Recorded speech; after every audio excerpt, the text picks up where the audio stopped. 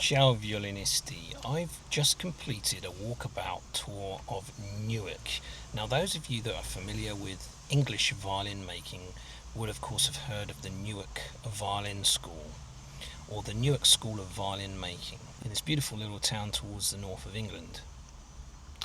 Now Newark has been in the headlines, so to speak, in the Strad magazine for all the wrong reasons lately. And that is because a sword of Damocles has been hanging over the school with the risk of the course, the university course in violin making, being stopped, as in rumours are that there are not enough applicants for next year and it's going to come to an end. A tradition of violin making that has continued for some 50 years is at risk of coming to an abrupt halt. So I was very much interested in coming up here, and I've just done a little walk around the town, beautiful place, which I'm going to show you in this video. But then something absolutely amazing just happened to me as I arrived at the School of Violin Making. Had I arrived a couple of seconds later, that wouldn't have happened. So I'm going to show you what happened a bit later in this video. So let's go and have a look around this beautiful little town of Newark.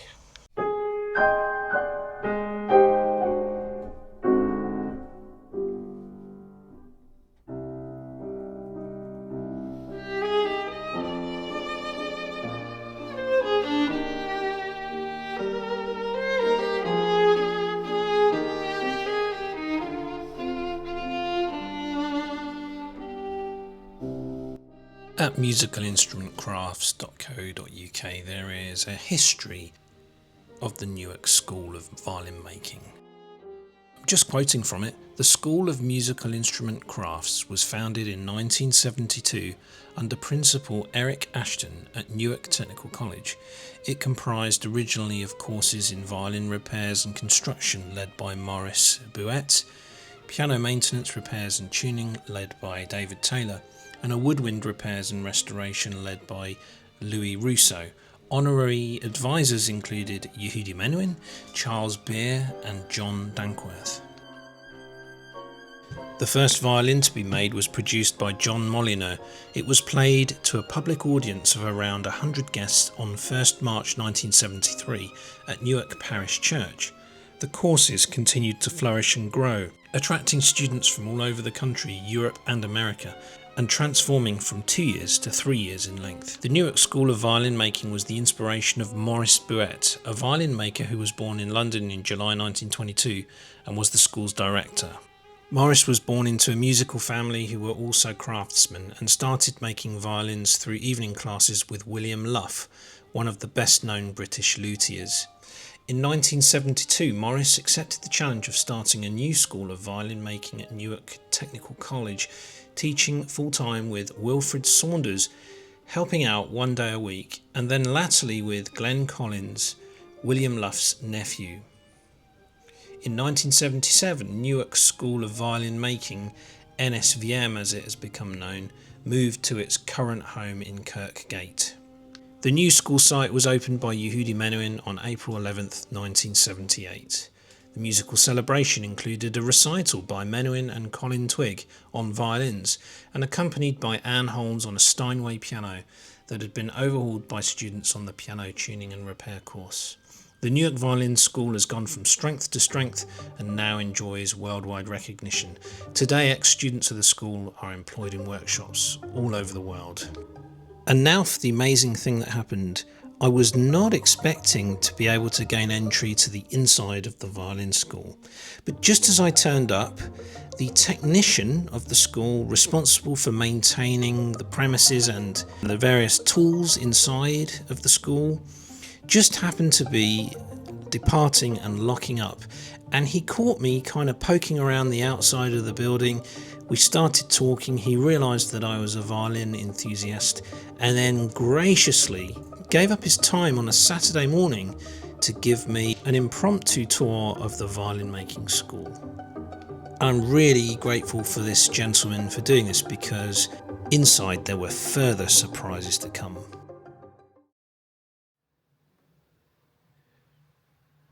Yeah, thanks so much for letting me inside, really appreciate that. Yeah, I really hope this place carries on, you know. Oh yeah. It'd be such a shame. Well, we all do,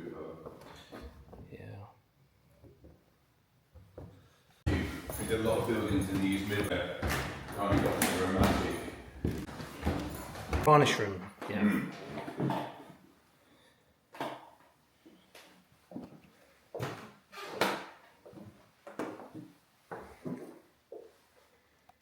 First year, and they all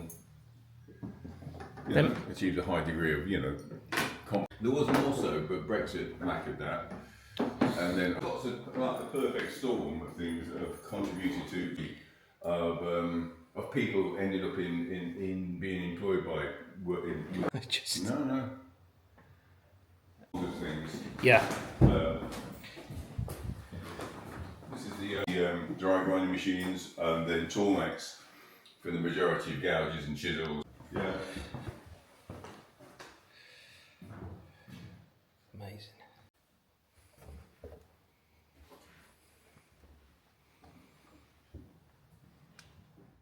And this was the main surprise.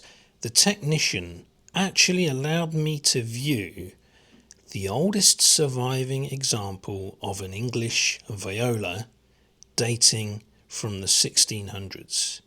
What a privilege. Civil War, he moved to Newark into the castle. So this is reputedly to have been played in the court there. I've seen the earliest English violin. It's in the... So I'm just in the hotel room here. I've turned this into an overnight stay, heading back home tomorrow during the day.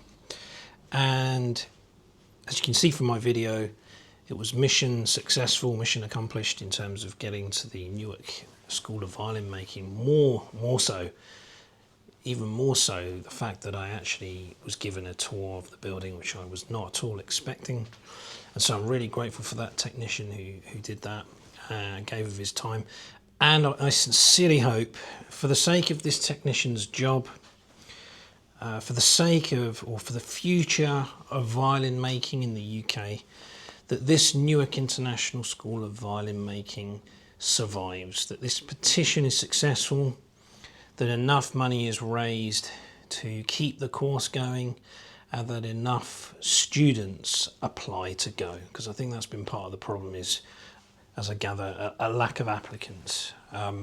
If I had my time again, I would have loved to have done the degree course there in violin making. But alas, I didn't make quite the right choices in my younger life. Still, fantastic opportunity to come and see it. If you do happen to come to Newark, there's a lot to see here in Lincolnshire, Lincoln, and a few other places that I'm just going to give you a foregleam of in the rest of this video. So yeah, if you make the effort to come to Newark, by no means do you want to just limit yourself to the city of, or the town of Newark, beautiful as it is.